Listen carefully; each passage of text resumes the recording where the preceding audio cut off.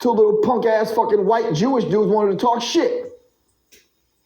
I'm like, man, I'm not that other dude. Who the fuck you think you're talking to? I try to wrap that motherfucking typewriter around that motherfucker's head. I'm talking about MC Search.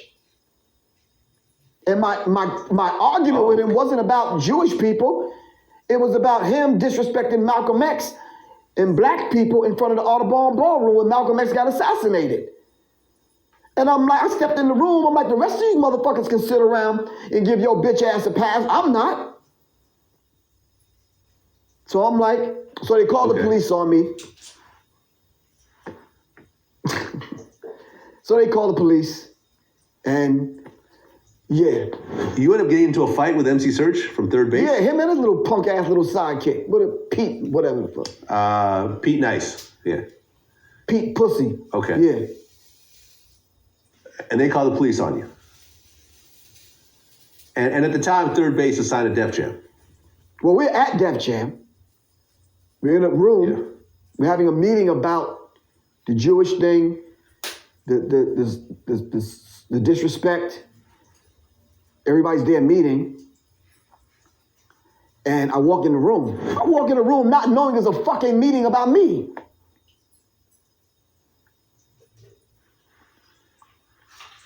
That shit had violence written all over it, man. That shit had ass whipping written all over it, for real. I'm sorry. Nah. I mean, how bad did MC Surge get it? He didn't really get it too bad. That motherfucker got probably hit with the R key and the T key and some other shit, but nah, man.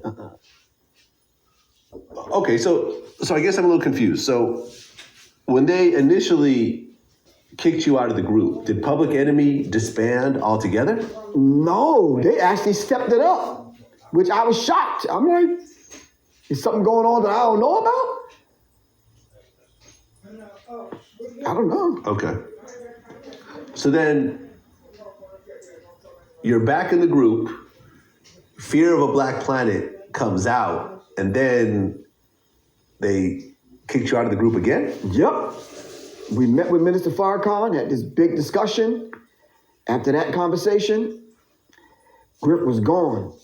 And then behind my back, this is 2016, so I'm not saying, I don't know what was going on, but behind my back, I ended up with a recording deal with Luke from the Two Live Crew. Right. I'm not a fucking rapper. I don't know what to do. This motherfucker handed me a check, thousands of dollars, and I got to go to Miami and record what? I was the Minister of Information. Guess who got the deal?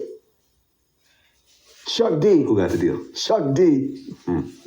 So you shaking your head like you putting these pieces together. Come on, man. That's a fucking underhand ass shit. Come on. So it was basically like a severance package, saying we're kicking you out of the group, but here's this record deal, here's a few dollars. Yeah, and we're sorry we didn't use Vaseline, motherfucker, but go on about your business. You're now out of the group. Public Enemy drops Fear of a Black Planet. And then they drop, what was the album after that? Greatest Misses, or I don't fucking know. Yeah. I mean, I kind of feel like after Fear of a Black Planet, things started to kind of decline a bit. Okay, yeah, and it was. But can we just be honest? See, the spirit of it now is not there. Not to say that I was the totality of that spirit. It was the combination of people. The spirit wasn't there anymore. It's like the edge wasn't there. Like even when I came back, motherfuckers smoking on the bus, white girls, and what the fuck? Drinking. I'm like, God damn. What the drilling wasn't as sharp. You understand what I'm saying? The interviews wasn't as edgy. I'm like, what the fuck happened? They call it the militant era. Professor Griff was the road manager and that was the era that people really loved the edginess of Public Enemy. After I left, it was like, yeah, they're all right, but.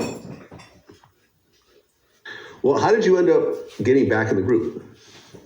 Me and Chuck being friends, having conversations, And to be honest with you, we were always talking to one another, but we couldn't talk to one another in public because everybody else hated my guts. So me and it would always talk. And one day I called him and I said, I'm on Long Island, come meet me. I don't know what to fucking do with an album that you set a deal up for me. Come talk to me, dude. You got some producers I could work with? I'm like, so we sat down and we talked, and he said, look, I'm gonna just tell him, just give me a minute and let me work with everybody. I'm gonna tell him you coming back. That's when the He Got Game album for Spike Lee, after his ass threw me under the bus, that's when that whole thing came about. And you talking about hating Professor Griff? Whoo! I don't want to wish that on my worst enemy, bro. They hated my guts. And when you really think about it, for what? Talking about some fucking crackers? We always did that. Shit.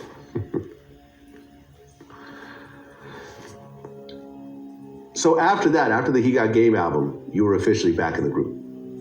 Officially back in the group, but Spirit wasn't there. Aesthetically speaking, I'm there. People see Griff. I wasn't doing anything with the S1Ws. I was just on stage doing my little parts. That's so I really didn't. Yeah, I had no say so. Okay. At one time, I could have said, no. I was the main one that wrote the set list because I did the choreography. Mm-hmm. Nah, I'm seeing songs that I've never really liked and heard, and let's do this, and all out of whack, and y'all just like, okay, well, whatever. Right, just wasn't the same after that. No, it wasn't the same. Right. And, by that time, Public Enemy was not on the charts anymore. The music wasn't reacting the same way. It was a group who had classic songs, but they weren't pushing the boundaries the way they were before. Yeah. Well, you kind of figure Terminator X had a solo project, Chuck D had a solo project, Flavor, and Griff. And out of us four, I probably had the most. Like, I'm on my 8th album now. I'm on my, 7th book, 6th album. So yeah. So it was just kind of, it wasn't the same. I'm there, but I'm not there. Yeah.